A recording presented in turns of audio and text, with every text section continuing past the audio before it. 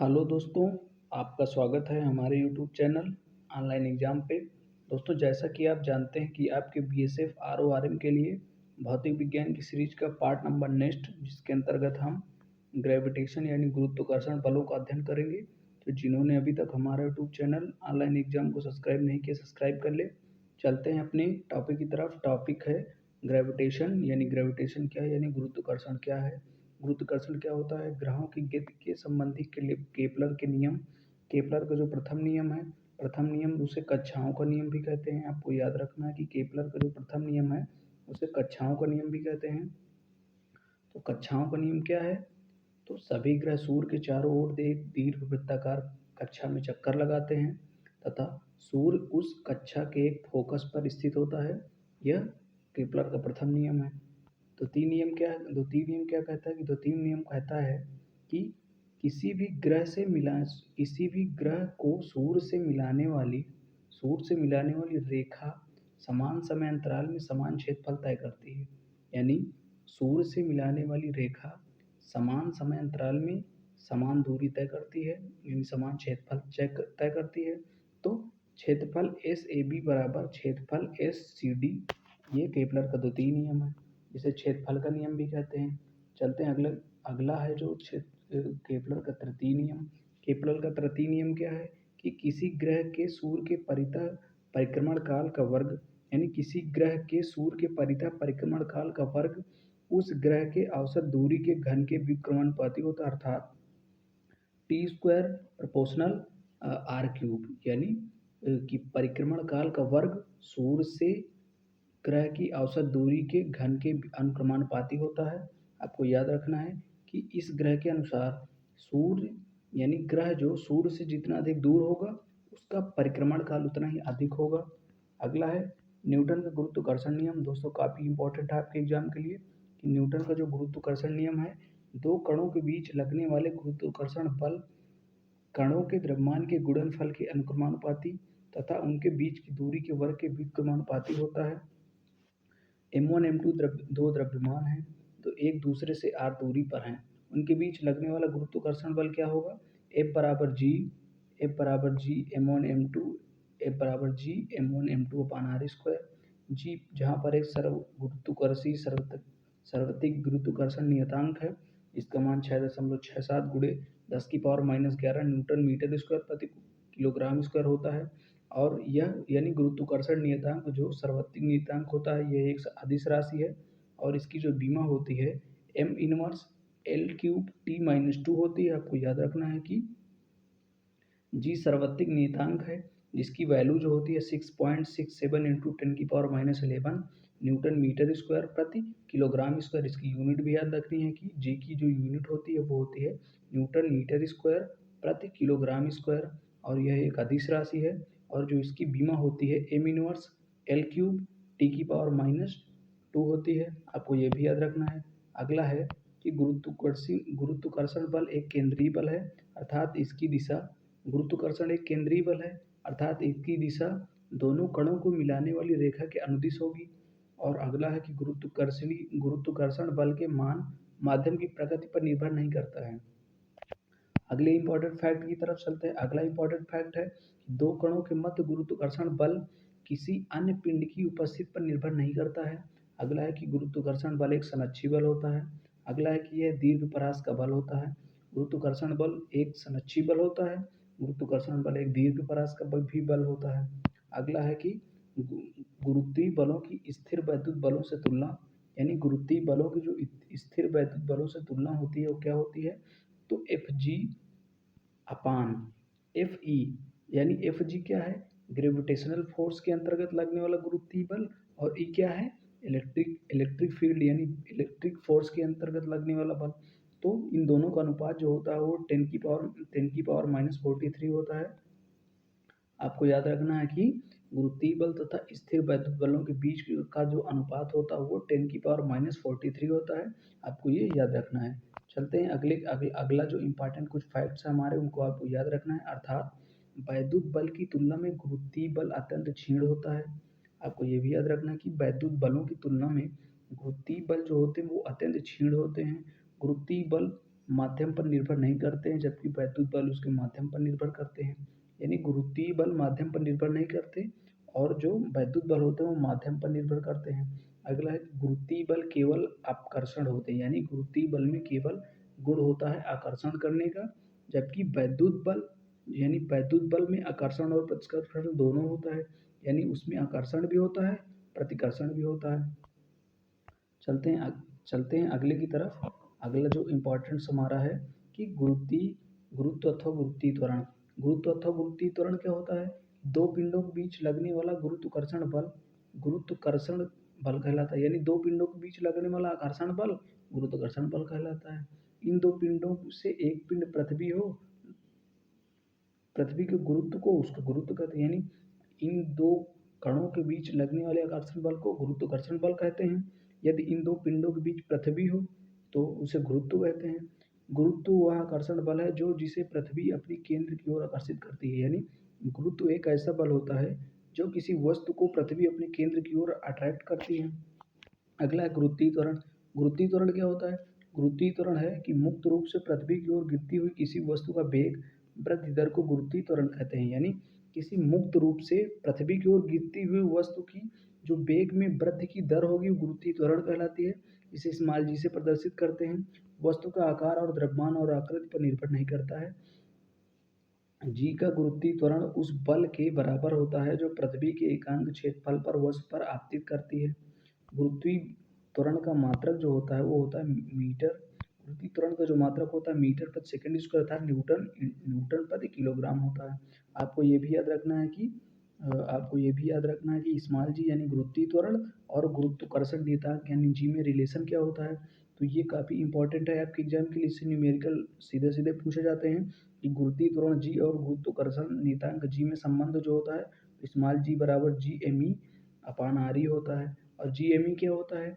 जी M ई होता है जी gravitational constant हो गया, यानी गुरुत्वाकर्षण नियतांक हो गया। एम ई क्या हो गया? पृथ्वी का द्रव्यमान हो गया। और आर ई क्या होगी? पृथ्वी की त्रिज्या हो गई। तो और एक ये भी होता है कि 4/3 पाई आर ई इंटू रो।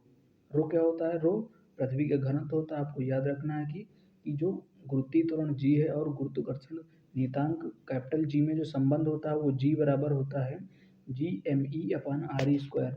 चलते हैं अगले कुछ इंपॉर्टेंट फैक्ट्स हैं कि पृथ्वी पर जी का प्रमाणित मान समुद्र तल पर 45 डिग्री अक्षांश पर लिया गया है, अतः यह प्रमाणित मान 9.8 मीटर पर सेकंड स्क्वायर होता है। आपको याद रखना है कि गुरुत्वीय त्वरण जी के मानों में परिवर्तन क्या होता है।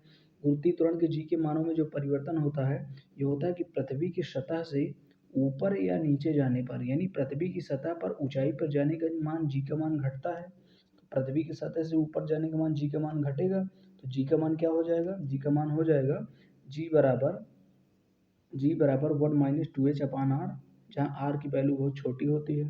चलते हैं अगले इंपॉर्टेंट फैक्ट की तरफ। जो अगला इंपॉर्टेंट फैक्ट है हमारा कि पृथ्वी की सतह से नीचे जाने पर यानी केंद्र की ओर जाने पर भी जी का मान घटता है, यानी ऊपर जाने पर भी जी का मान घटता है और नीचे जाने पर भी जी का मान घटता है। तो यहाँ से जी का मान जो हो जाएगा जी 1 - d अपान आर हो जाएगा। अगले फैक्ट्स की तरफ चलते हैं। अगला फैक्ट्स जो हमारा कि पृथ्वी का घूर्णन गति के साथ जी में परिवर्तन लेमडा अक्षांश पर जी का जो मान होता है वो G lambda upon G minus R omega square cos square alpha होता है। आपको ये भी याद रखना है कि जब अगर हम अल्फा बराबर 90 डिग्री रखते हैं तो जी पी बराबर जी हो जाएगा, जो जी का महत्तम मान होगा, यानी कोणीय यानी जो होता है गुरुत्वीय त्वरण में ध्रुवों का मान जो गुरुत्वीय त्वरण पर होता है वो महत्तम होता है और वो विषुवत रेखा पर होता है तो न्यूनतम होता है। यानी गुरुत्वीय त्वरण का मान ध्रुवों पर अधिकतम होगा और विषुवत रेखा पर शून्य होगा, यानी न्यूनतम होगा। अगला है कि यदि पृथ्वी अपने अक्ष के परितः घूमना बंद कर दे तो जी के मानों में ध्रुवों को छोड़कर शेष सभी स्थानों में वृद्धि हो जाएगी। भूमध्य रेखा पर जी का मान लगभग 45% बढ़ जाएगा। यदि पृथ्वी अपने अक्ष के परितः वर्तमान कोणीय चाल से 17 गुना अधिक तेजी से चलने लगे तो भूमध्य रेखा पर जी का मान शून्य हो जाएगा और वहाँ भारहीनता की स्थिति हो जाएगी। आपको ये भी याद रखना है। अब एक इम्पॉर्टेंट फैक्ट यहाँ पे है कि ऐसी स्थिति में दिन की जो अवधि 24 घंटे से घटकर 1.4 घंटे यानी 84 मिनट की हो जाएगी। अगला कि पृथ्वी के आकार के कारण जी के मानों में परिवर्तन। तो पृथ्वी के आकार कैसा है, गोलाकार है या ध्रुवों पर चपटी है। पृथ्वी की भूमध्य रेखीय त्रिज्या आरई और ध्रुवीय त्रिज्या आरपी लगभग 21 किलोमीटर अधिक है। तो पृथ्वी पर यदि अब ध्रुवों से भूमध्य रेखा पर चलने पे जी का मान घटता है, यानी ध्रुवों पर जी का मान अधिकतम होता है, भूमध्य रेखा पर जी का मान न्यूनतम होता है।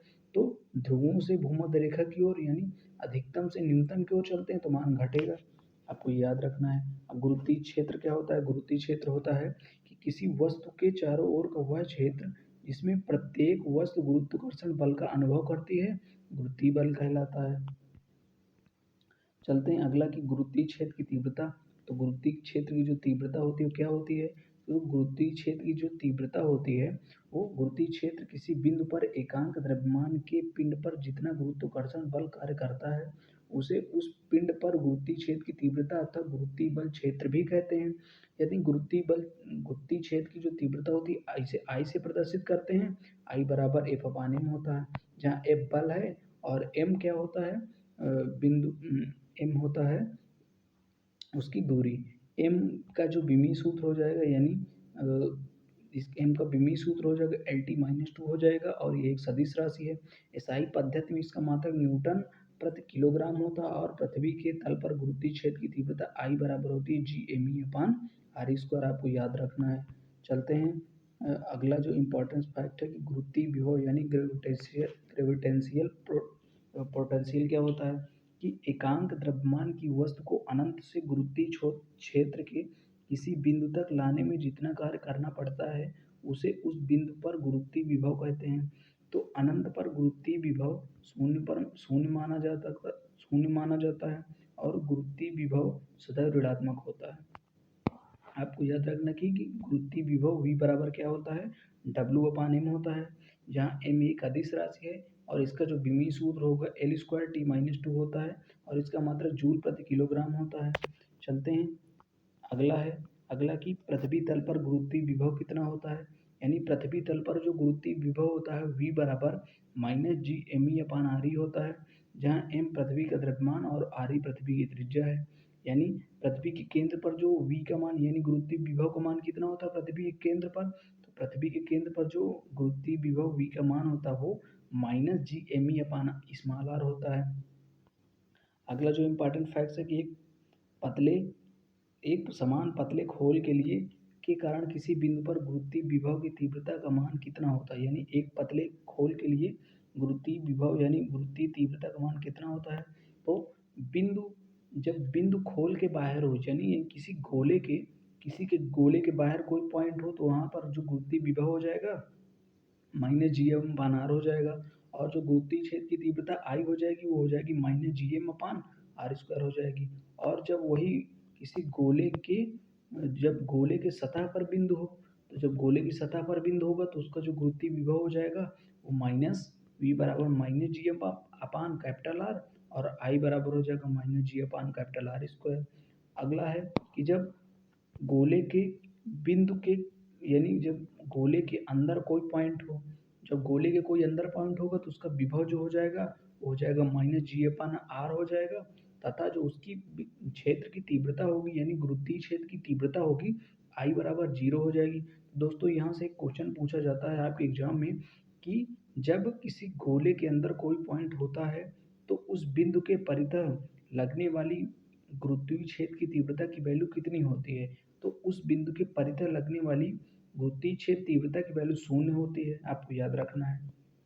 अगला है गुरुत्वीय स्थितिज ऊर्जा, यानी गुरुत्वीय स्थितिज ऊर्जा क्या होती है, गुरुत्वीय स्थितिज ऊर्जा होती है किसी भी वस्तु को अनंत से किसी बिंदु तक विस्थापित करने में जो कार्य उस बिंदु या गुरुत्वीय त्वरण की गुरुत्वीय स्थितिज ऊर्जा कहलाती है। इसे U से डिनोट करते हैं और U बराबर होता है -G_m/r होता है। चलते हैं अगला है जो दो द्रव्यमान जब अनंत दूरी पर होते हैं तो गुरुत्वीय स्थितिज ऊर्जा का मान 0 होता है, किसी निश्चित दूरी पर ऊर्जा का मान ऋणात्मक होता है। गुरुत्वीय स्थितिज ऊर्जा का मान महत्तम मान 0 होता है, यह कभी भी धनात्मक नहीं हो सकती। आकर्षण क्षेत्र में स्थितिज ऊर्जा ऋणात्मक और प्रतिकर्षण क्षेत्र में धनात्मक होती है, आपको ये भी याद रखना है। अब है पलायन वेग। पलायन वेग क्या होता है, पलायन वेग वह न्यूनतम वेग है जो किसी पिंड को पृथ्वी की सतह से ऊर्ध्वाधर यानी ऊपर की ओर प्रेक्षित करने पर पृथ्वी की सतह पर कभी वापस लौट के नहीं आती, उसे पलायन वेग कहते हैं। तो पलायन वेग क्या हो जाएगा, पृथ्वी पर स्थित पलायन वेग हो जाएगा वी बराबर √2 g r बराबर √2 gm/r हो जाएगा। अब क्या है, अब कुछ इंपॉर्टेंट फैक्ट्स हैं पलायन वेग के बारे में। पलायन वेग क्या है, पलायन वेग पिंड के आकार, आकृति और द्रव्यमान पर निर्भर नहीं करता है, या प्रक्षेपण की दिशा पर भी निर्भर नहीं करता है।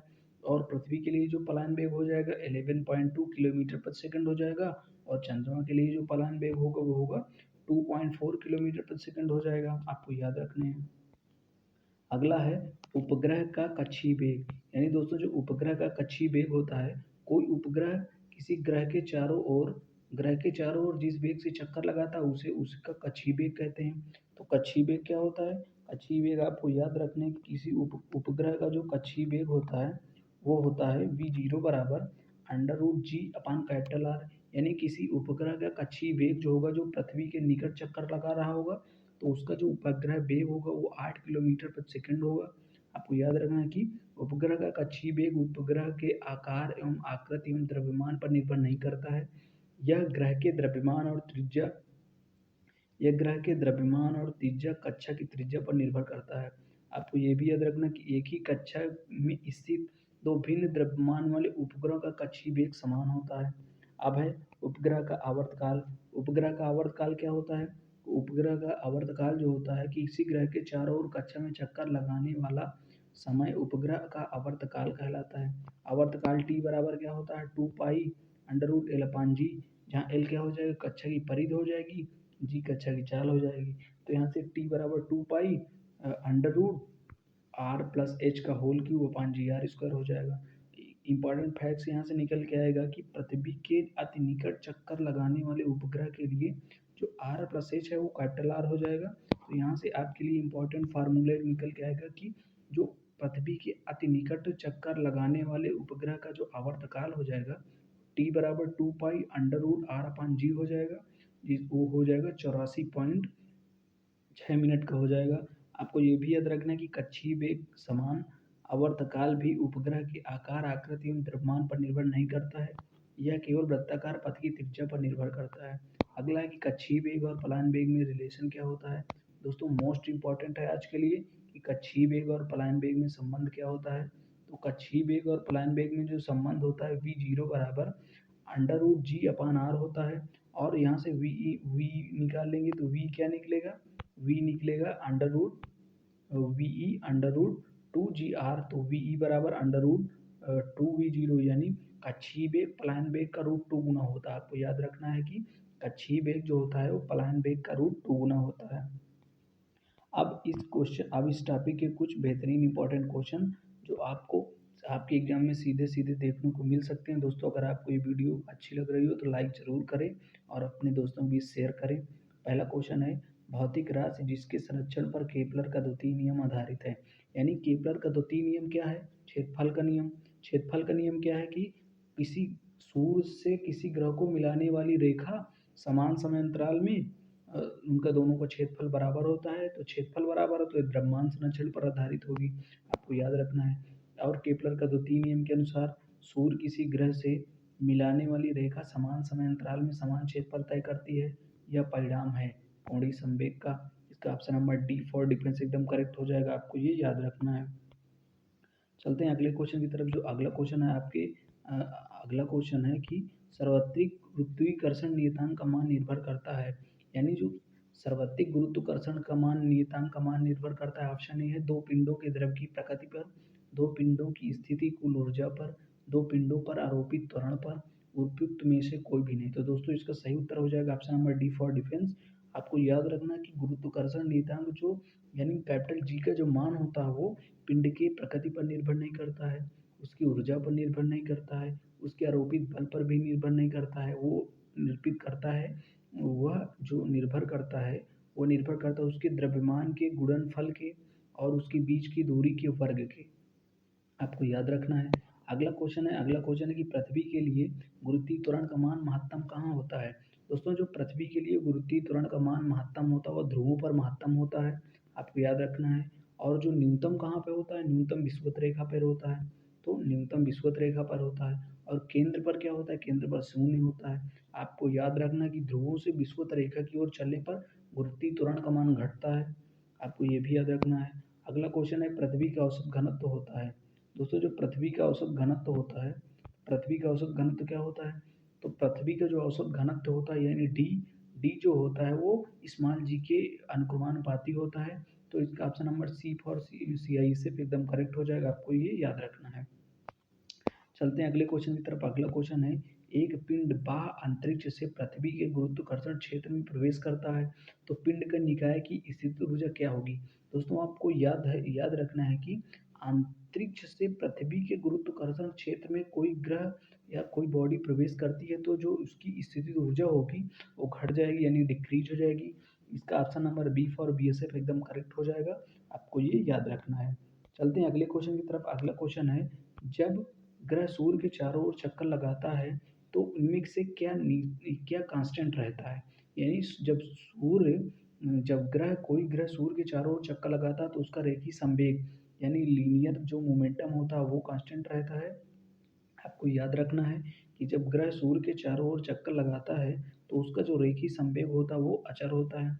चलते हैं अगले क्वेश्चन की तरफ। अगला क्वेश्चन है दोस्तों, जो आज आपका पहला टॉपिक था कि गुरुत्वाकर्षण बल तथा विद्युत कर्षण बल जो होता है उनमें रेशियो कितने का होता है, यानी उनकी कोट कितनी होती है। तो इनकी कोट जो होती है 10⁻⁻43 होती है। इसका option number D for defence एकदम करेक्ट हो जाएगा। चलते हैं अगले क्वेश्चन की तरफ। अगला क्वेश्चन है, एक गोली कोष के भीतर किसी बिंदु पर गुरुत्वीय क्षेत्र की तीव्रता की वैल्यू कितनी होती है। दोस्तों एक जो गोली कोष के भीतर किसी बिंदु पर गुरुत्वीय क्षेत्र की तीव्रता होती है 0 होती है। इसका option number A for air force एकदम करेक्ट हो जाएगा। चलते हैं अगले क्वेश्चन की तरफ। अगला क्वेश्चन है, यदि किसी पृथ्वी का द्रव्यमान एमी, त्रिज्या आर ई और गुरुत्वीय त्वरण जी हो तो गुरुत्वाकर्षण नियतांक जी में अनुपात क्या होगा। तो जी में जो अनुपात होगा स्मॉल जी बराबर होता है G M E upon R square. तो यहाँ से जी और जी में अनुपात पूछा है तो ये जी बराबर कैपिटल जी हो जाएगा, तो यहाँ से हो जाएगा M E upon R E square, आपको याद रखना है। इसका option number B for B S F एकदम करेक्ट हो जाएगा। अगले क्वेश्चन की तरफ चलते हैं। अगला क्वेश्चन काफी अच्छा क्वेश्चन है कि पृथ्वी तल पर किसी पिंड का पलायन वेग निर्भर करता है। दोस्तों जो पृथ्वी तल पर किसी पिंड का पलायन वेग निर्भर करता है वो स्मॉल जी यानी गुरुत्वीय त्वरण और पृथ्वी की त्रिज्या पर। इसका ऑप्शन नंबर सी फोर सी आई से एकदम करेक्ट हो जाएगा। चलते हैं अगले क्वेश्चन की तरफ। अगला क्वेश्चन है, यदि पृथ्वी और चंद्रमा के बीच की दूरी वर्तमान दूरी की आधी हो जाए तो उनके बीच लगने वाला गुरुत्वाकर्षण बल क्या हो जाएगा। यदि दोस्तों पृथ्वी और चंद्रमा के बीच वर्तमान दूरी आधी कर दिया जाए तो उनके बीच लगने वाला जो ग्रेविटेशनल फोर्स होता है वो 4 गुना बढ़ जाएगा। इसका option number B for B S F एकदम करेक्ट हो जाएगा। चलते हैं अगले क्वेश्चन की तरफ। अगला जो क्वेश्चन है, ठोस गोले के केंद्र पर गुरुत्वीय क्षेत्र की तीव्रता की वैल्यू कितनी होती है, यानी ठोस गोले की जो केंद्र पर गुरुत्वीय क्षेत्र की तीव्रता की वैल्यू होती है वो 0 होती है। इसका option number B for B S F एकदम करेक्ट हो जाएगा। चलते हैं अगले क्वेश्चन की तरफ। अगला क्वेश्चन है, खोखले गोले के भीतर का गुरुत्वीय विभव क्या होता है, यानी किसी खोखले गोले के भीतर जो गुरुत्वीय विभव होता है वो समरूप रहता है यानी कांस्टेंट रहता है। इसका option number B for B S F एकदम करेक्ट हो जाएगा। अगले क्वेश्चन की तरफ चलते हैं। अगला क्वेश्चन है, यदि पृथ्वी की त्रिज्या r तथा गुरुत्वीय त्वरण g हो तो पृथ्वी की सतह का पलायन वेग कितना होगा। यदि दोस्तों पृथ्वी की त्रिज्या r हो और गुरुत्वीय त्वरण g हो तो पृथ्वी तल का जो पलायन वेग होगा वो होगा √2 gm/r हो जाएगा। तो इसका option number C for C D S एकदम करेक्ट हो जाएगा।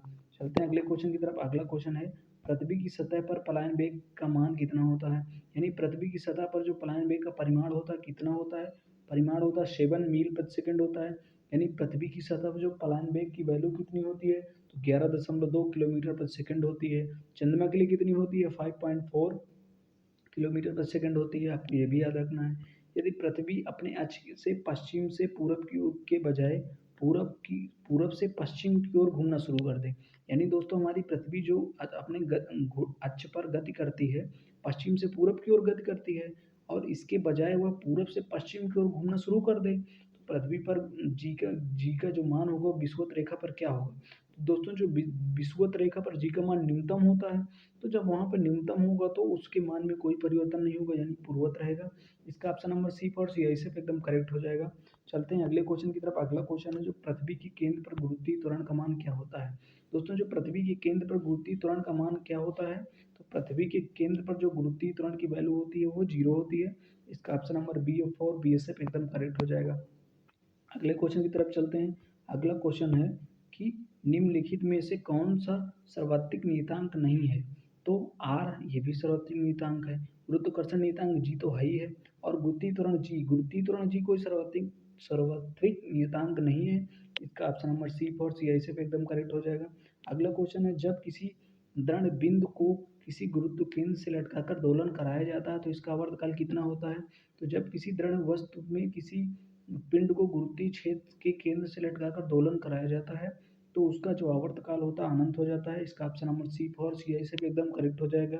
दोस्तों ये रहे हमारे इंपॉर्टेंट 20 क्वेश्चन और थ्योरेटिकल पार्ट। तो दोस्तों जिन भी दोस्तों को ये वीडियो पसंद आई हो तो लाइक ज़रूर करें और अपने दोस्तों के बीच शेयर करें।